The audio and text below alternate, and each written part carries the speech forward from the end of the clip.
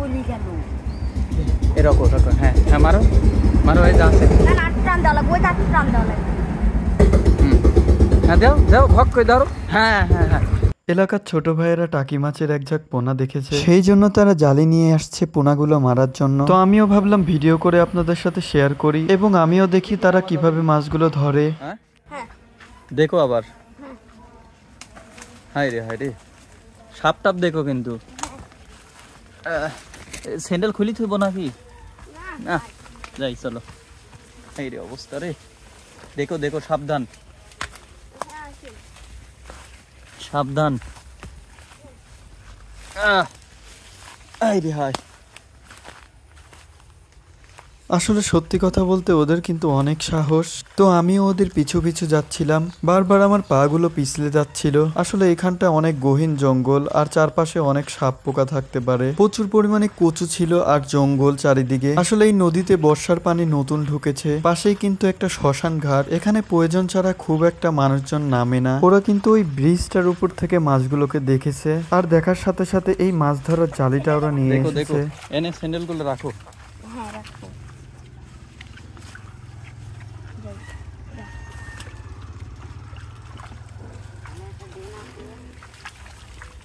আস্তে আস্তে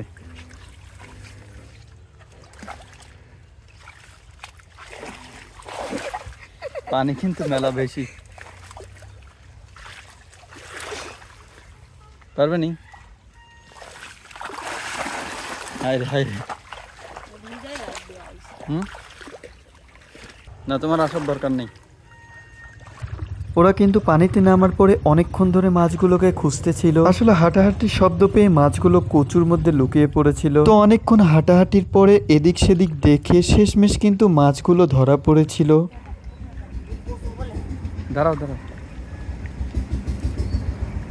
বলি কেন এরকম এরকম হ্যাঁ হ্যাঁ মারো মারো এই যাচ্ছে না না টান দেওয়া লাগবে ওই তার টান দেওয়া লাগবে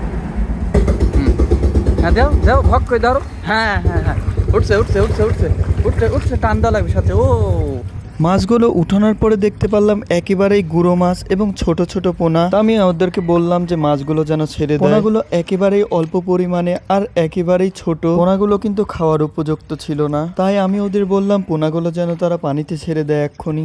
এগুলা ছাড়ি দাও একবারে ছোট ছোট ঠিক আছে, এগুলা খাওয়া যাবে না আর এগুলা থাকলে অনেক বড় হবে মাছ। তো মাছগুলো ছেড়ে দেওয়ার সাথে সাথে কিন্তু তারা আরো এক ঝাঁক মাছ দেখতে পেয়েছিল। মানে ব্রিজের উপর থেকে ওই লোকটা দেখাচ্ছিল যে ওখানে কিছু মাছ আছে। পরে কিন্তু পা টিপে টিপে গিয়ে ওই মাছগুলো তোলার চেষ্টা করছিল। আসলে চারিদিকে কলমি আর কচু দিয়ে এমন ভাবে ঘিরে আছে যে মাছগুলো উঠানো খুবই কষ্টকর। চাপাচাপি করেও কিন্তু মাছগুলো তুলতে পারলো না। যাই হোক, কে কোথা থেকে ভিডিওটি দেখলেন অবশ্যই কমেন্ট করে জানাবেন এবং অবশ্যই চ্যানেলটি সাবস্ক্রাইব করে পাশে থাকবেন। এই ছোট ভাইটিকে সবাই সাপোর্ট করবেন। যাই হোক, মাছ ধরতে না পেরে কিন্তু সবাই হতাশ। শেষমেশ বাড়ির দিকে রওনা হলাম।